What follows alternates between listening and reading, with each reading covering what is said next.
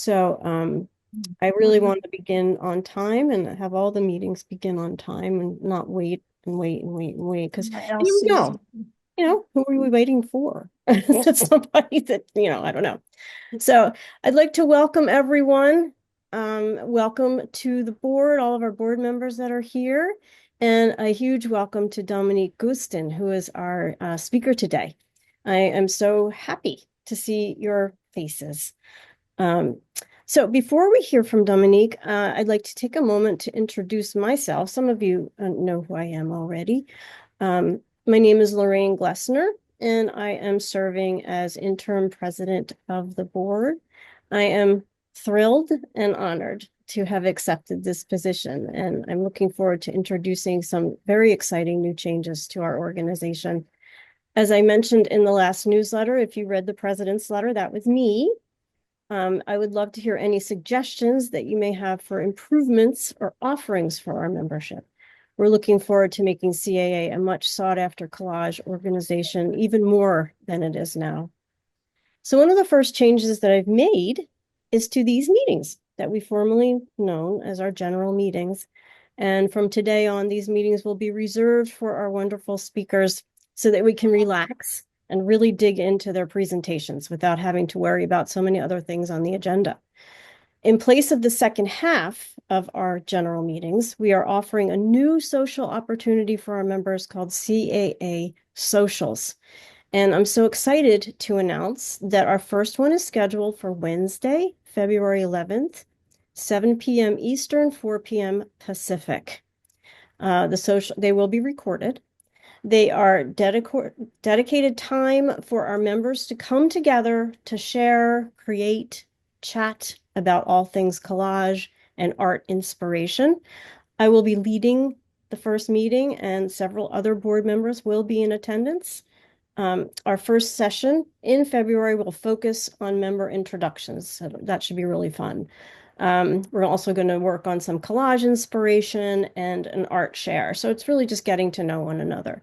So we invite you to share a piece of your work. Tell us a bit about your process, your materials, your ideas. If you prefer not to show work, you're welcome to talk about a favorite collage artist or any other artist in any medium who inspires you. This is really just about a time to sit and be inspired. If you don't want to share anything at all, that is fine also. This is meant to be a very casual, laid back, relaxing space for us to connect, create, and get to know one another. Can you So I'm tell me very much, that date again? The date again? yes, it's Wednesday, February 11th, 7 p.m. Eastern, 4 p.m. Pacific. That there will be an email sent to you. Thank you. I will tell you all of this wonderful information. So it's meant to be a casual, relaxing space for us to connect and create and get to know one another. And I'm very much looking forward to the new socials and what we can do with them. You'll definitely find out more about them with an email that's coming to your inbox soon. So keep an eye out for that. So without further ado, I'm going to turn this over to our chair, membership chair, Suzanne Belcher, who's going to announce our new members. There's a little change in my format. LC is not here yet, and she is going to introduce the new members. Okay. I sort of thought we were going after Dominique spoke. I can start something, and when she comes on, I don't have the list in front of me. No problem. We can Okay. go to Sylvia, Okay. who is our exhibitions chair, who can tell us about an exciting new exhibition opportunity for our members. I'm going to turn it over to Quaylin and let her make the announcement today. Okay, great. Okay, I'm Quaylin Lum. I'm the exhibits co-chair, and I just started. And our exhibit is going to be Freedom Reframed, and it's going to be in person at the Betsy Luke Gallery in Burbank, California, like the heart of entertainment industry town. And it's also going to be online. And we're looking forward to people entering because the show is ready to enter. If you go to our website or to online juried shows, you'll find links to online juried shows and the prospectus is up too. So enter now if you can, or you have until March 20th to enter. That's the deadline. And so there's a little time, and we're hoping to have a good turnout. Yeah, that's exciting.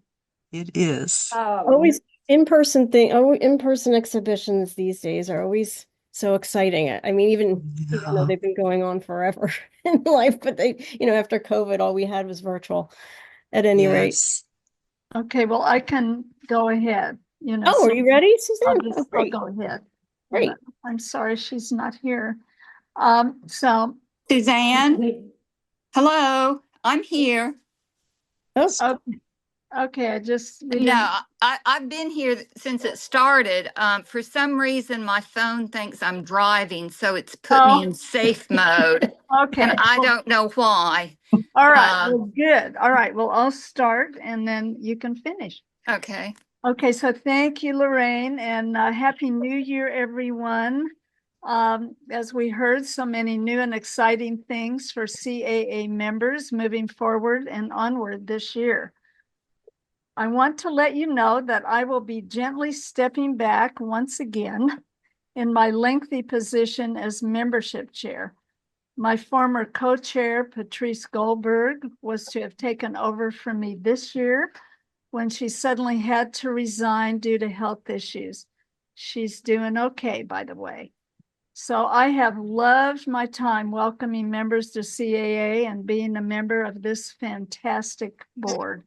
So I'm thrilled that my new and wonderful co-chair, Elsie DiFiore, all the way from Alabama, has agreed to step up. I will remain in the wings to provide support until one of you out there joins this outstanding board, or at least volunteers to get their feet wet, helping LC, along with other board members who we have opening positions and people need help as well. So volunteering, please, please, please.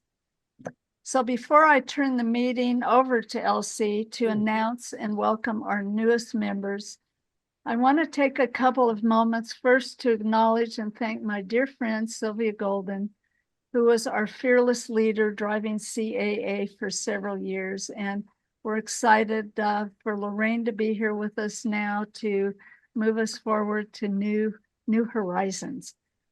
And secondly, and importantly, to acknowledge all our members, as well as some close friends living in states across the nation currently being affected by the severe life-threatening winter storms right now, along with the civil unrest taking place in Minnesota. So please stay safe out there. We're thinking about you. So LC, you're up. Take it away. Okay, thank you for the introduction. So what I want to do is just do a shout out to our new members. And maybe if you could tell us a little bit about your art practice, about what you hope to do going forward with CAA. And so the first one, Elsie, if you could just announce the names. I don't think we have time right now to okay, talk okay, about what they're going to. Yeah, we'll do that at the socials. That's what the okay, will socials do. are before. Okay, just the names of the new members, and you can raise your hands or say hello or whatever if you're here. That would be great.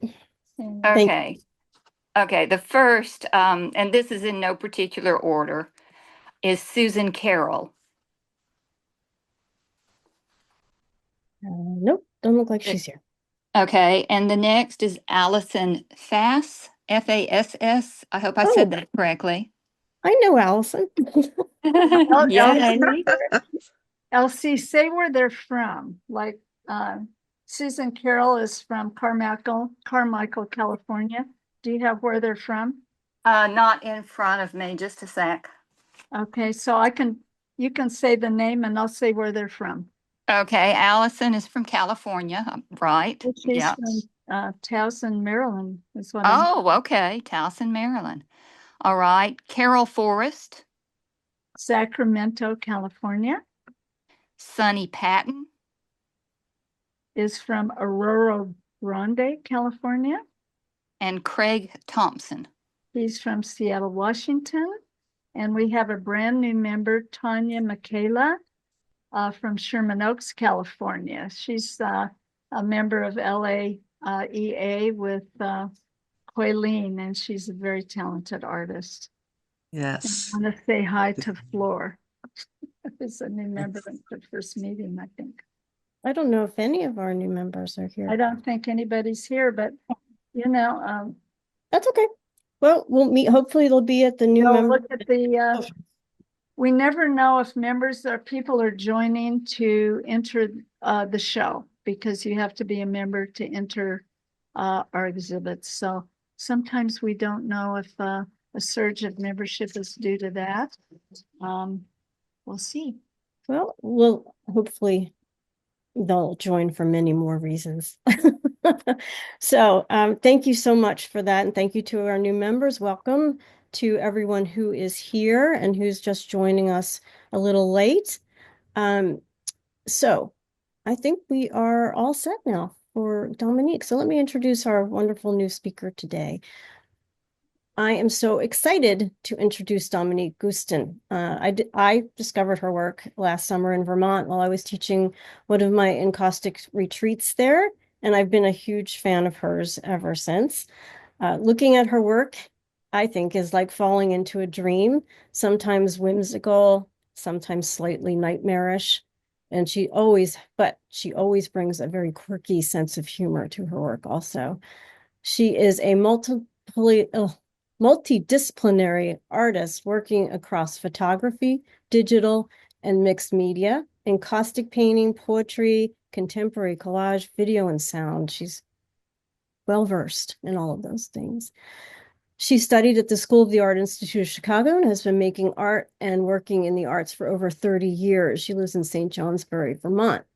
Her presentation today is entitled From Pixels to Beeswax, Evolving a Hybrid Practice in Contemporary Digital Collage and Encaustic Paintings.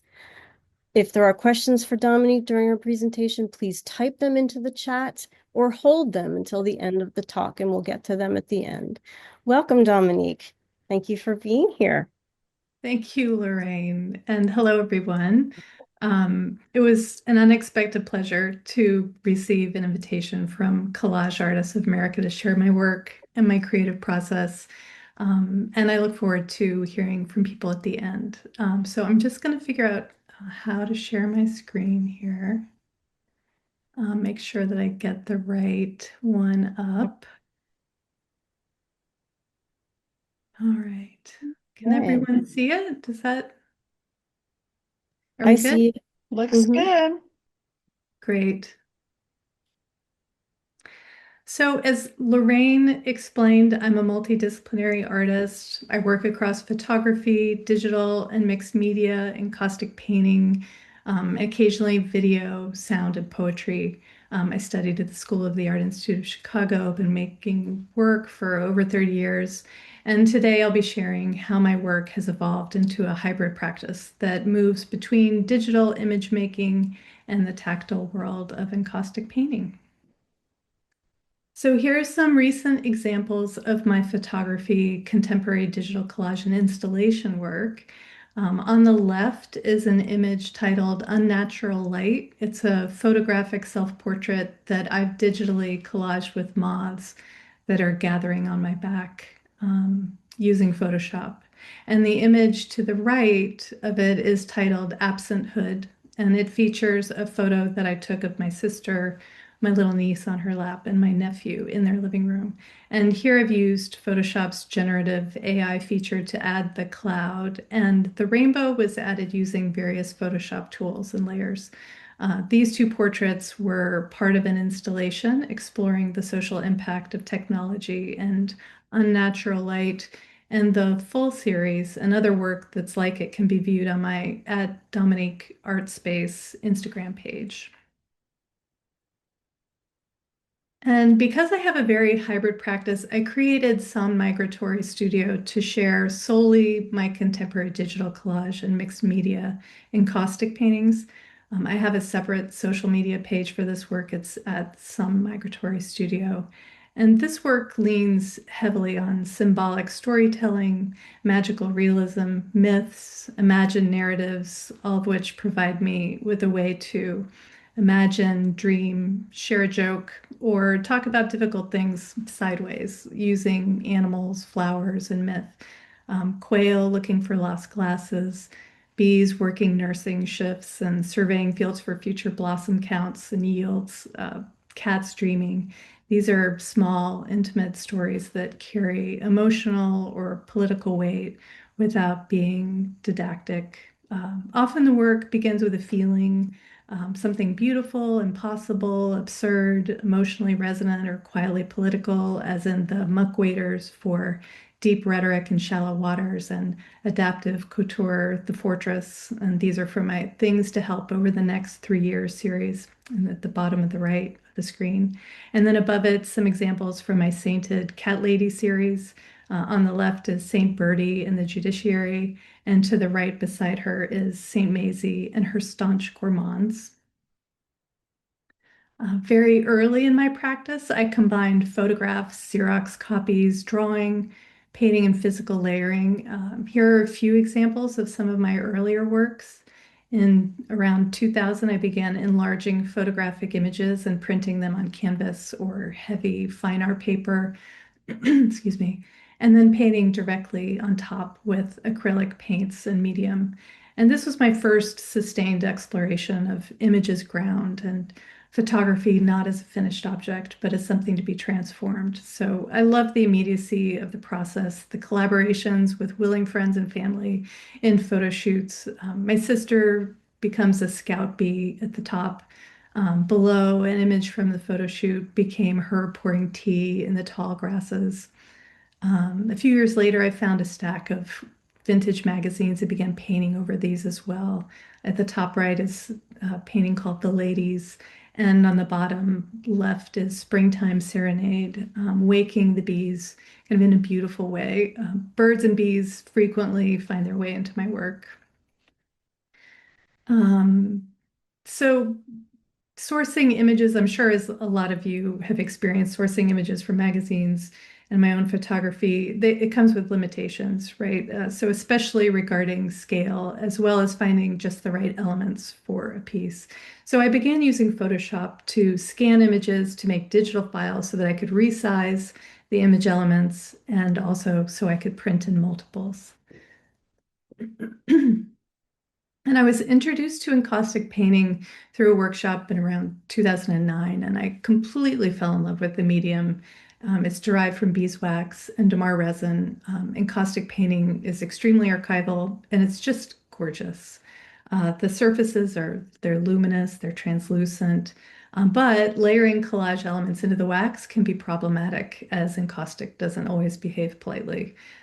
Encaustic paint requires heat to blend the colors in a liquid form and apply to the surface, and the collage components tend to lift and float out of the wax layers. So I circled back to Photoshop using fragments of my own photographs, licensed stock imagery, clippings from magazines to create my collage first in that digital form. And then once finalized, the completed collage, I print it and mount it to a rigid panel. And this provides a stable foundation to build on top of, preserving the collage sensibility that I've been developing for years and allowing me to work freely without worrying about the various elements lifting out of the encaustic surfaces. And so I have a process video I've taken excerpts from to kind of demonstrate.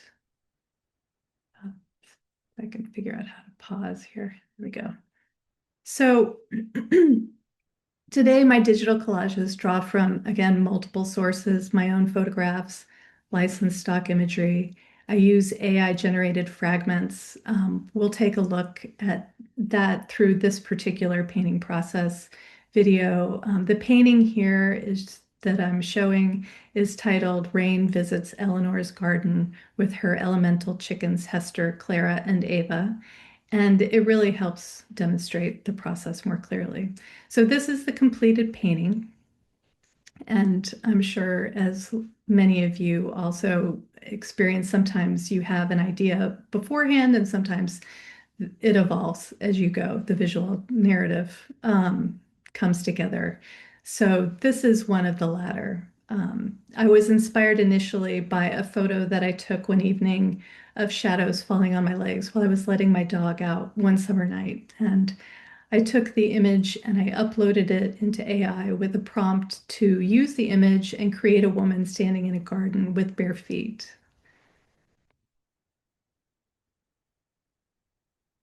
And so out of a number of images that the prompt generated, this is the one that I selected to use as a base for the collage. Excuse me.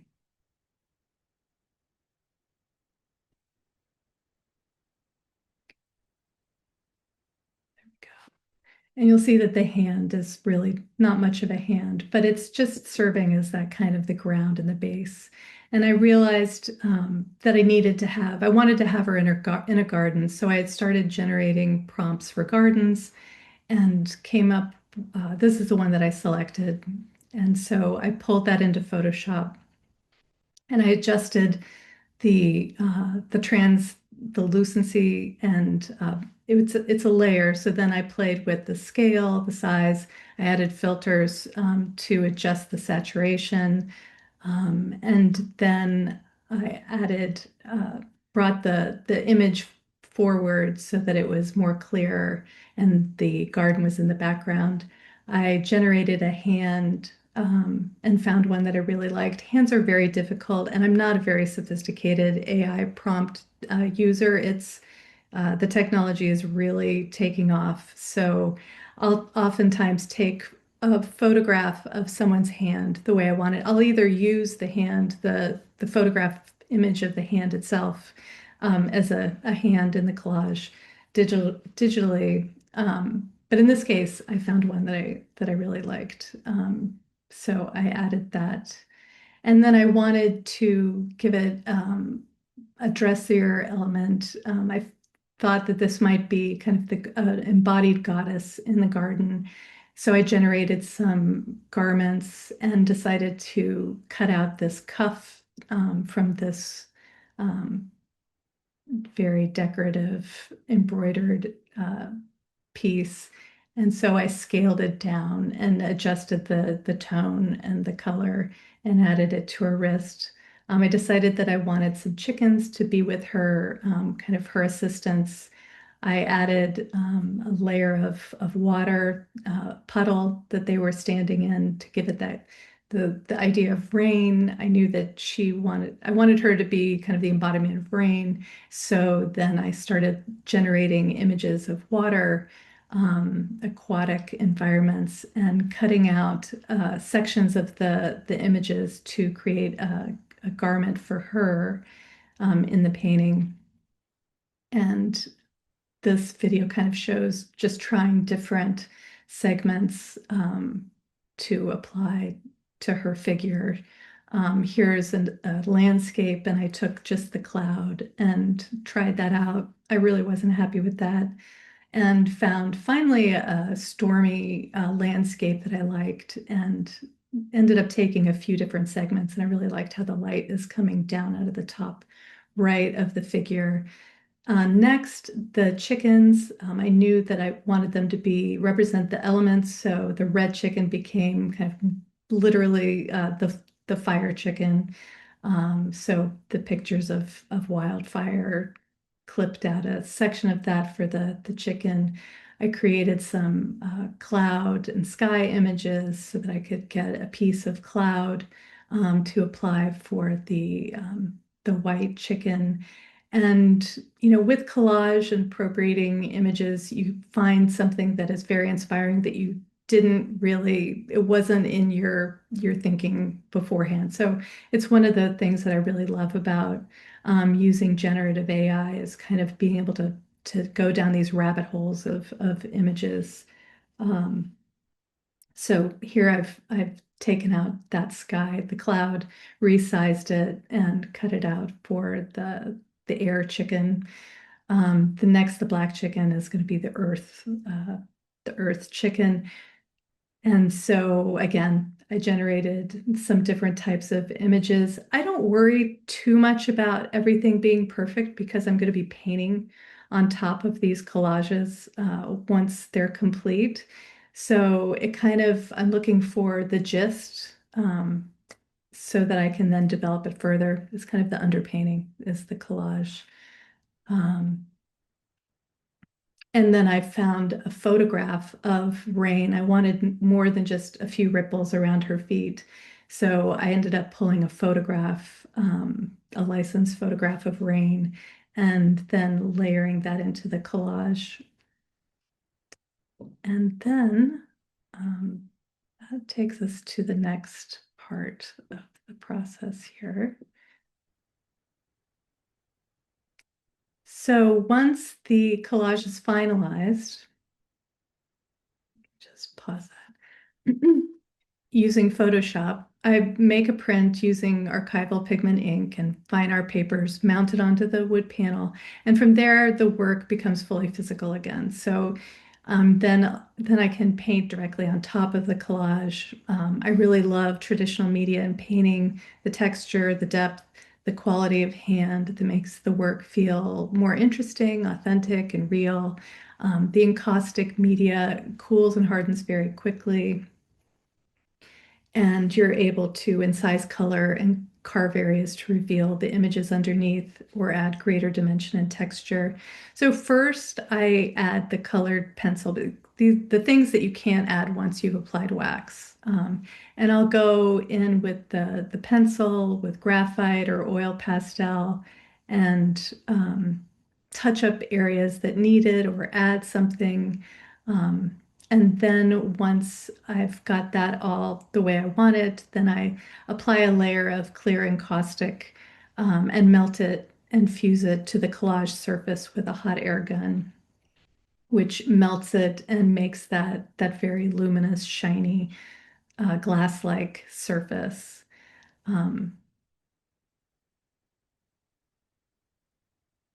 The colored encaustic pigments come in blocks, and you can add them to the hot plate to melt it and becomes liquid, and then you can blend it just like any other kind of artistic media. I use these hot brushes that have they're brass, let me see if I can pause it.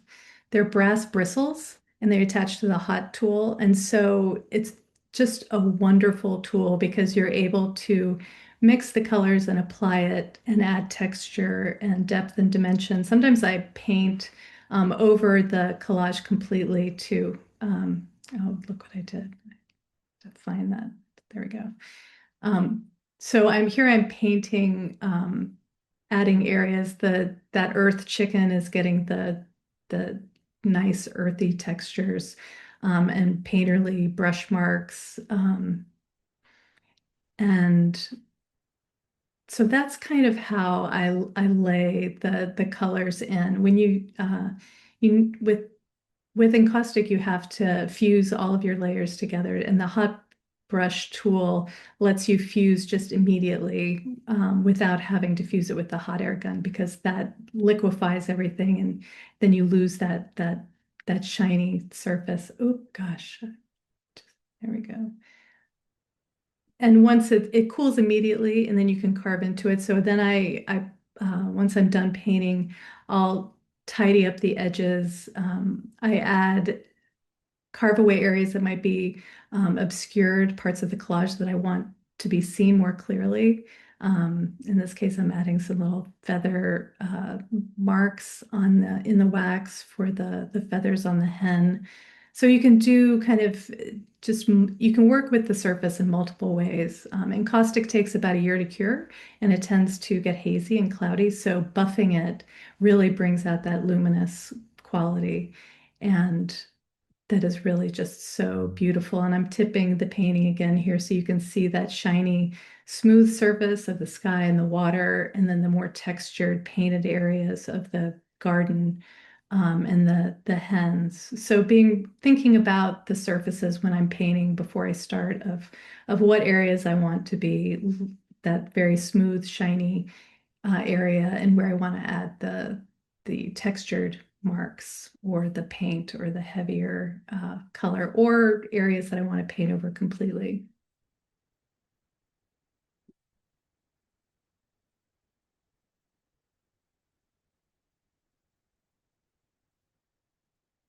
So moving forward, this is a recent piece that I created for the annual International Telephone Project. I don't know if anyone has heard of that before. It's collaborative, it's free, it's very fun, and I can send Lorraine a link afterward if anybody's interested. So as a participating artist, you receive another artist's work and you reproduce what you think the piece is trying to convey using your own artistic media, like the game Telephone that we probably all played as kids. So the sculptural piece on the right is the art prompt that I received, and it was during the wildfires that were happening last year in Los Angeles. So for my response, I decided to create a woman embodying the element of fire and began with a photo shoot to establish the base and capture some of the elements that I wanted to build on with my collage.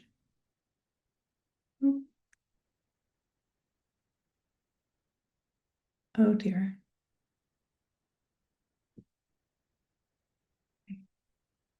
I think I just lost the, there we go. Try that again. There we go. So this is the final painting. So to create the collage, I cut myself out as a figure in Photoshop. And then I selected my hands and I duplicated them. I adjusted for size, also for placement, and played around with them, applied some motion blur filters to give a sense of movement. I added some of the flames because the original photograph really didn't have fire moving around the figure as much as I wanted to. So I was able to select different areas and multiply it as layers in Photoshop and build it around the figure. I also generated some red bows using AI prompts and added them in, creating prompts for like velvet and satin and different types of textures. And then played around with where they could go. I also experimented with crows flying, my hands kind of flying up into the air as birds. I thought that was a little too literal, and then moved into kind of that more magical realism vein, generating some red, yellow, and orange moths to serve as like the sparks that are rising up from her hands and flying into the air.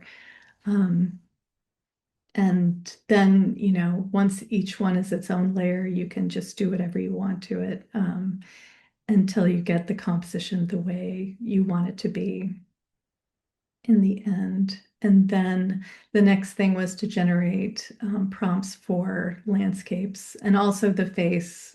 So I uploaded my figure into AI again to get kind of the right direction and the expression, and ended up settling on this particular face and making it translucent. So some of the soot from my face is visible, and blending that in, and then selecting different backgrounds, different landscapes to place the figure in, and ultimately decided on something that was more akin to Vermont, where I'm from. And it also had a fire burning in the background with some sparks. So this is the collage that the finished collage. And then this is the finished painting, and I've got just another image of tilting it around so that you can see the final texture, the areas that were kept smooth, and where the under collage shows through, and then the painting of the coat sort of around the outline of the hand in the foreground, and just playing with those different reflective and textured surfaces. Incising lines that are a little more decorative on the moths that are flying up through the air.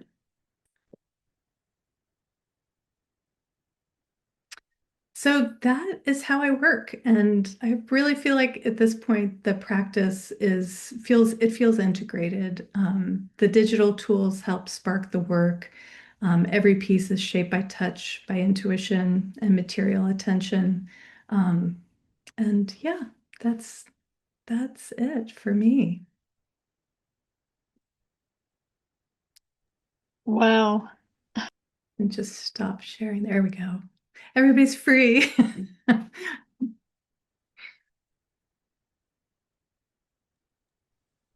Unmute myself. Thank you. That was fantastic. I love seeing process, and you have mapped yours so clearly.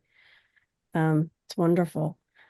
I think it's very interesting how you meld together the most ancient painting medium that existed ever with the newest way of creating via AI. That's a fascinating juxtaposition. So I don't see any questions in the Question. chats. Who has some? Yeah. Oh, I was just wondering, do you do the video as you are progressing? How, I mean, to catch all of the parts that you showed us, I was curious about your Yes, process. so what I did was I just when you're working in Photoshop, you've got all of your layers. So it's on the screen. So I did a screen, I've videoed, captured my screen, and then just clicked the layers on and off so that you could see that placement and evolution. And then I did have a camera for the, over the hot plate and working with encaustic. Um, yeah. Good, thank you. That was beautiful work. Oh, thank you. Uh, yeah, the detail and the continuing search was beautiful. I enjoyed seeing that. Someone asked, and I could answer this too. I'll just ask it aloud. Can a hairdryer work as a hot air gun? I I haven't tried one. I would imagine the hot gun, you really want it to get hotter than then you want to keep wax, especially with pigments that are, some of them are like cadmium and lead white. Some things you really don't want to get too hot. So every if you're working with encaustic, but you do need to get it quite hot to melt the wax into that liquid form. And then as soon as it cools, I mean, and it's the instant you take the heat off, it starts to harden again. It's very quick. Yeah. Wouldn't a hair dryer just kind of push the wax around? It won't do anything, really. Don't think so. Yeah, it really needs to be. Well, because it's not Some hot people enough, use right? a torch as well. I've I never do. used the Yeah. torch. Yeah. I love a torch. Yeah. It's I fast. haven't found the right tool. I would love to get one that you could, that's very sort of pinpoint the heat. So like Oh if you're yeah. touching up a scratch or maybe there's a hair that's stuck in the wax that you want to try to lift out, but you don't want to melt the whole surface. It's very fussy if you're trying to get that flat, pristine, smooth surface, preserve it, because well, as you might imagine, you heat one section and then it creates a little wave when it cools. So yeah, it's a little tricky. Elsie asked, and I was waiting for this question, do you ever get any pushback for using AI? I think that once people see it in the context of collage, that it's different. I think that, if you're presenting just an image that you've used that is an AI prompted image by itself is a little different than taking elements. I feel like collage is appropriative in its nature. You're taking elements from a lot of times from other sources. I feel like in this context that once people understand that, it makes more sense. Some of those issues around, who owns the work and how that work has been appropriated. So So I feel like for me, the way I'm using it, it's a tool, and also now it's Photoshop is has this generative function, and so you don't have to use it, but it is a part of some of these more mainstream tools that artists are using and graphic designers. So I feel like it's kind of um, being accepted as a tool more and more, but it really depends on how you're using it. And I think that's true probably, with creative work across the board. I know, photography used to be like, that's not art, that's, so I feel like artists, myself included, like to experiment and use different tools and see what we can do with them. But I think that the human part is still very present in this context. Yeah, I think the same kind of discussion occurred, 30 years ago with Photoshop. People were having these discussions about using Photoshop, and it is just AI is a tool. And yes, it is grasping bits and pieces of all kinds of information that's out there. And there is a question of, okay, then whose work is it? But and these discussions are very interesting. I think that they will continue to be interesting and should be had. We should have these discussions. But certainly, I think the way Dominique is using it is fascinating. I think the way, Dominique, that you use both your hand and the computer almost split down the middle. I think that's what makes it art to me. You bring it into the art rather than just the digital, the physical. And I liked when you said, well, now it's back to the physical, when you had mounted your print. And so it is an actual thing that you're holding, and then you're drawing on it, you're painting on it. It's not just a print. Copying.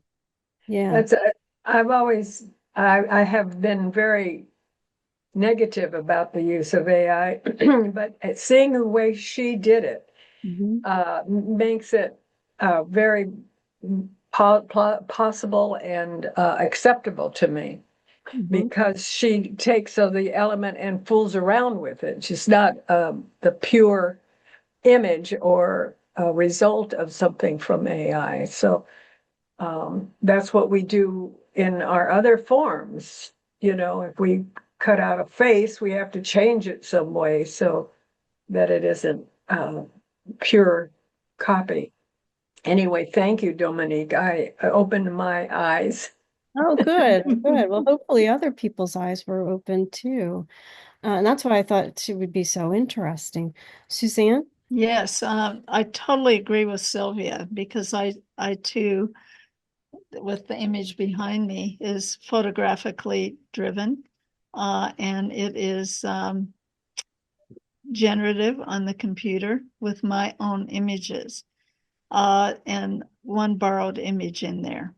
So this has come up a lot when we're going to have exhibitions, not allowing any AI. So it's going to become more and more prominent. And this was a wonderful presentation to illustrate how AI could be used as just an element, a beginning element, where your collage is created around it and over it. So I think this was a really important presentation to have right now. Yeah. I think she brought up the way that we have in our prospectus. I think that that the way that we state it should stay, because we don't want the AI to be the prominent use of the resultant art. So it's going to be a little tricky, I think, but so we need to figure out words that make sense. Anyway, it just occurred to me because we say no AI in our prospecti. So I also manage artist grants for the Vermont Arts Council, and we've talked a lot, we've talked about AI with our grants. So we have one that's very competitive for artists across all artistic disciplines. And we've just landed on we have our grant criteria, which it hasn't changed with artistic excellence, impact, and so those criteria haven't changed, but there is a part of the grant application question for the review team to consider with the criteria, and that is allowing the artist to explain if they're using AI, how they're using it. And the criteria is, the artist has this opportunity to explain how their voice is still authentic and unique, and what parts, being very transparent about what parts of the process are using AI and how, why it's important, what it's lending, and how ultimately their unique, authentic vision and voice is the overarching part of the work, that there is individual voice and ownership around it. So that's one way. I'm sure it will evolve as we go, but I just thought I would throw it out there as one example of how it's one approach to, how it's allowed or disallowed. Yeah. So somebody asked, Floor asked, how do you get the surface so shiny? Do you buff it with something? Well, with encaustic, you can, some people make their own encaustic medium. I don't. But you can get different, if there's more Damar resin in it, it's shinier and harder. If there's more beeswax of a ratio, it's softer and more of like a satin luster kind of thing. But because it takes so long to cure, like up to a year, I've heard 3 years, for it to be completely cured. It blooms, that's a encaustic term, and which is kind of this cloudy haziness. Also, beeswax candles need to be polished and buffed. And I would love to know what it actually is doing the buffing. If it is like the heat, if you're wiping something off, like I really don't know exactly. But when you do wipe it, it's almost as if you're wiping off a residue or a haze. But sometimes it seems like the more light, gentle friction, the more clear the encaustic becomes. So I really don't know the answer to that, except that a light, gentle buff will bring out the luminous qualities. And for me, some people really don't like the shiny reflective surface, but then you're able to see the under collage more clearly. So for me, using the higher Damar encaustic medium is my choice. Yeah. You're actually just wiping away the impurities in the air. That it gets affected by dust and like anything does. So when you're wiping it and you're buffing it, you're also kind of giving it a little bit of heat. And if you do it with your hand, you're actually, the oils in the wax are mixing with the oils in your hand. So you're giving it a manicure as well as yourself when you buff with your hand. So, Oh, I was so actually wondering about that specifically, like what's the correct thing to wipe it with? Because I do encaustic too, but I like the cloudy, but sometimes it's nice to get like more buff, but you know, yeah, napkins or fabric, like it's tricky, like do not scratch it. You want to buff it, but not scratch it. So that's interesting about the hand. yeah, that's the best way That would be the best. to do it. Yeah. And you just, and also it also allows for an intimacy with the work when you are applying your hand every once in a while on it. And I tell anyone who buys my work that, walk past your painting every once in a while and give it a little buff. Say hi to it. So, thank you for, Muffy wrote, I noticed that you use images with permission. Do you ever have any issues with copyrighted images? That I'm using? No, I use because I pay for it. It's the artist or the photographer, usually it's photography, has uploaded or has an agreement, and I don't really know what that is, but I use the Adobe licensed imagery, just one of many. This is an interesting comment, not really a question, but something you might want to comment on. Carol says she was listening to an informative article on NPR, and the expert said AI is not copyrighted, but the artist who uses it creatively can copyright their art made with AI. I suppose that is the case, yes. These are all these things we have to think about. Quaylen said that she's very negative about AI, feels threatened by it, but you, Dominique, integrated into your process, so you're okay. Very interesting.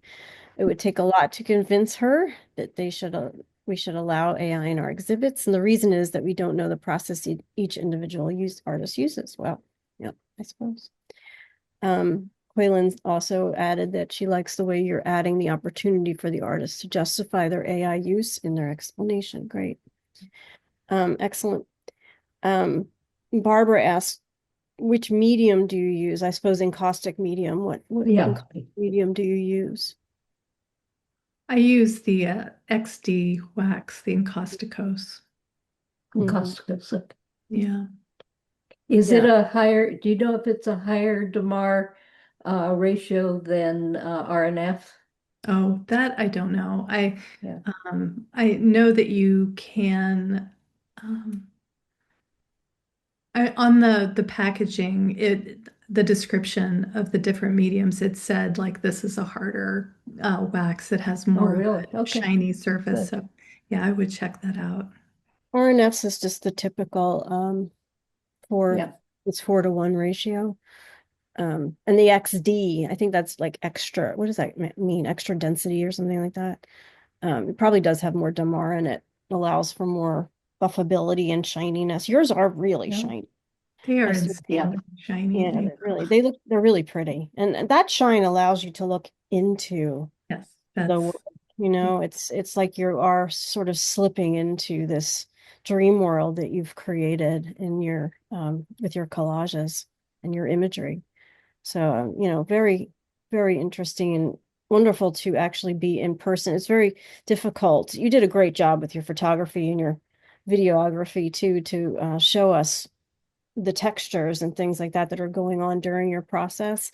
That's very hard to get to see online with encaustic. It's really, and you know, seeing Dominique's work in person is another whole other experience.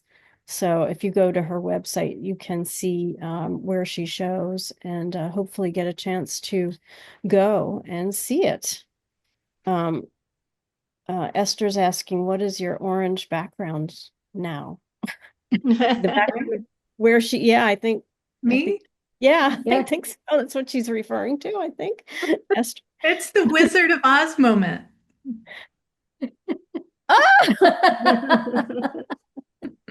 That's so funny. I thought that was real. Me too. I'm on Zoom a lot. I really need a curtain. I need to get something. You need a background. Yeah, you do. I was gonna say, the window open. I was gonna say, what did you use to make that? Wasn't me. But if I have the window open while I'm on Zoom, it can be disturbing for people to see it waving. Yeah. Oh my gosh, if I had seen that, or you hit it or something, or knock into it. Well, that was the Wizard of Oz moment, definitely for me. That was great because I was really fooled by it. I was kind of fooled by it, kind of not, because there's something a little bit off about I know. it. But I thought maybe it's just the way her camera is, you know. Well, that was very good. That was good. It's a good trick. Good question, Esther. Um, Anyone else have any questions or comments for Dominique? Keep that on her own project that she's creating. She just copy that picture. I think she'd be a winner there too. Yes. Well, thank you so much for being here, Dominique, and everyone really enjoyed the talk. Oh, I And had a question. yeah. I had my sound off and I've asked it 3 times.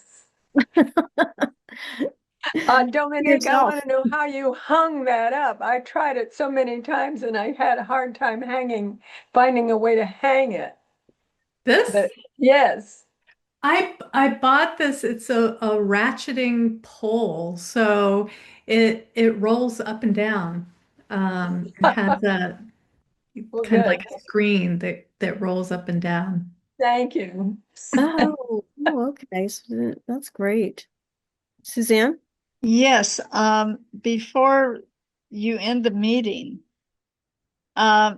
since some of the people were not here when you began about the general meeting and the social meeting, maybe just might be a good idea to reiterate the social part again. Well, that's what I was going to do, but thank you. Okay.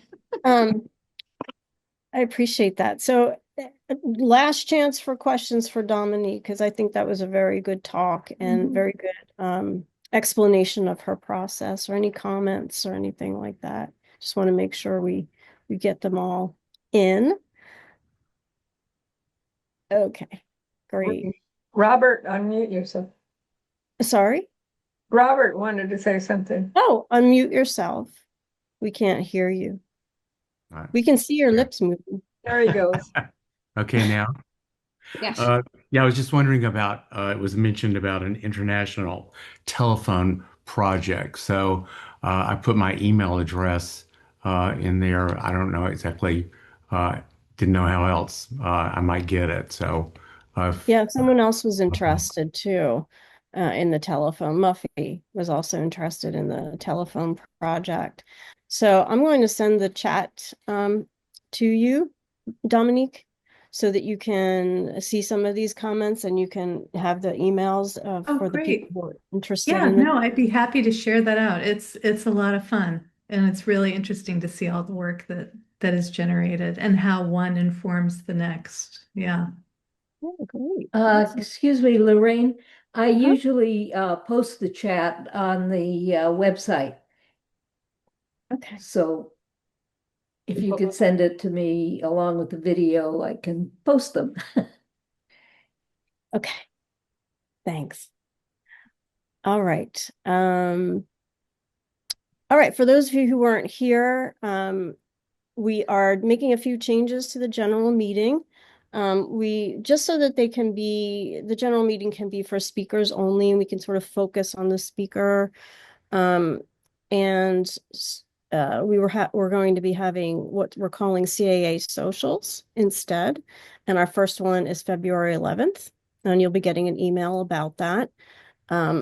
Telling you what time and where to be and giving you a link and everything. And the socials are more going to be focused on you, our members, so that you can ask questions, you can create, you can connect with one another, share your work. It felt very packed in the way we were doing it before. We kind of want to just loosen it up a little bit with the talks and allow for a little bit more discussion and allow people to have a little bit more breathing room. And then during our socials, it's all about you, our members, and all about you having a discussion about your work, showing your work, sharing who inspires you, what inspires you, what's your process, some of those things. And that's what we'll be doing during our first meeting in February, is that we'll be sharing a bit about ourselves and a bit about our work, a bit about our process. If you don't wish to share your work, you can show us an artist who inspires you. That's always interesting to me. If you don't want to share at all, you can just sit and watch and just take it all in. And there's no pressure. We don't want it to feel like that. But we do want it to feel more like a community in that regard, in the sharing regard and discussion and talking. Good, Claire. I'm glad you're happy about that. Anyone else have a question about the new format or the CAA socials? Well, I'd just like to say that this is the second meeting that I attended. So I don't, and I felt lucky that I got a notice about it. I came to the first one because I live in New Orleans and you had Rick Couture speak, I think, at the last one or at one. And I attended that and was really impressed with it. Having moved to New Orleans from New York City, I know that New York City does not have a collage gallery like we have in New Orleans. And so I find that very unfortunate for the New Yorkers and feel very privileged that I live in New Orleans where we do have a collage gallery. And so come on down. We've got more than just Mardi Gras to offer. I've been there. I've been there. I have one of my good friends lives there, and I was also at the Collage Fest in 2023, I believe it was, or 2022 maybe, which was a lot of fun. And I met Rick and It his was great. partner. Yeah, I don't think we've had Rick speak to us. No, I don't know. It must have No, been on something else. not sure No, what we've that not was. ever. Yeah, Oh, we'd love to I'm have him though. He's positive. really, really I'll pass that. interesting. I'll see him on Saturday, tomorrow night because the Collage Gallery is hosting.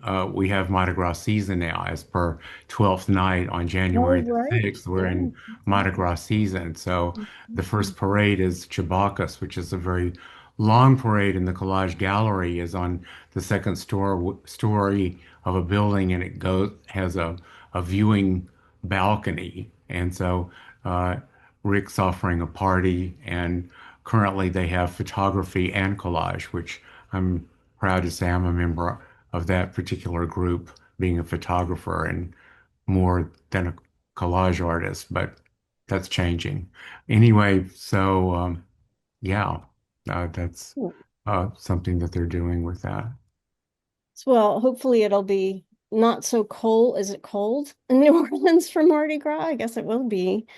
Well, I mean, I think all of the United States is going to be rather cold. I Here in know. here in New Orleans, it looks like it's going to be more rain than Yeah. ice and snow, thank goodness. I mean, that's why I moved here from New York to get away from all that. And unfortunately, it's followed me down. But still, it's less cold. And Chewbacca says it's rolling no matter what. So Yeah. hopefully we'll get an enjoyable evening. Uh, uh, you mentioned Collage Fest. That will be again in June, earlier in June than last year. It was towards the last of June Mm. in 2025, but this year will be a little bit earlier. And Yeah, um, Greg shared the date is June 10th to the 14th coming up this year. So I definitely highly recommend if you've never been to attend a Collage Fest. It was super fun. I think I was only at the second one that ever happened. It's the they've second, really gotten it very organized now, and really? Mm. I was quite thrilled because I've done uh, not correctly, but some encaustic work, and they did have an encaustic workshop Oh, at good. this past one, Great. um, and that was quite interesting. So I Excellent. really enjoyed uh, the your uh, presentation today. Great. It was really Yeah, it really was really good. interesting. It was really good, Dominique. Very happy That with it. Dominique. Um, Anyone else have any comments or questions about for Dominique or for anyone on the board about the new upcoming socials or anything else? Going once.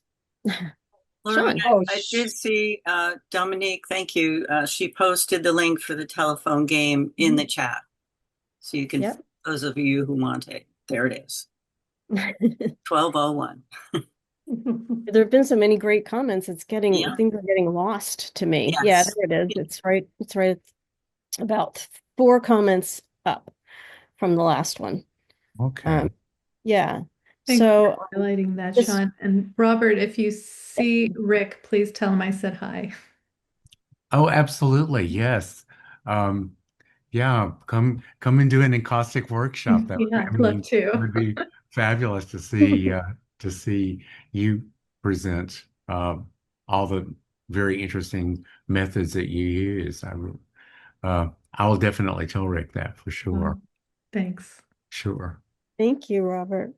Um, All right, everybody. I think that's it, unless there's another question or comment. I'm gonna just. As far as that telephone in the chat, will we be able to get that? I mean, once this goes off, will you send it or If you can click on it right now, I think it'll take you there and it'll be right? on. No. It will also be on our website Oh, okay. Okay. in a chat. The chat will be published on the website on Published. our Oh, okay. Great. Okay. I'll leave it that way then. Okay. Thank you. Oh, well, thank you so much, everybody, for being here.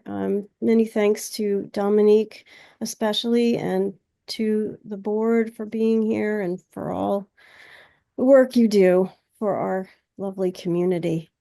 We're excited about the upcoming year and all the changes that we're going to make for the better. So thank you so much to all of you. And Thank thank you. you. Thank Thank you. you. Thanks so much. Feel better.